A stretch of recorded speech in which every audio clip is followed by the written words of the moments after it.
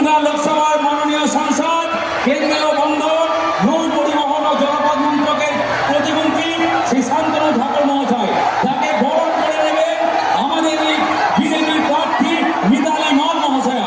মিতালি মাল মহাশয়াকে বরণ করে নেওয়ার জন্য অনুরোধ জানাচ্ছি।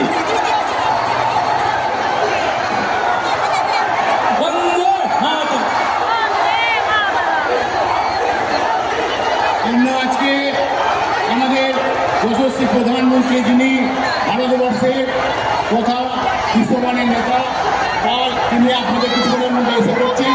তাই আপনাদের কাছে আমার এই সংক্ষিপ্ত বক্তব্য তো এখানেই শেষ করছি, কারণ আমাদের যে মহান নেতার আমরা বক্তব্য শুনব বলেই আমরা এখানে সমস্ত লোকে উপস্থিত হয়েছি।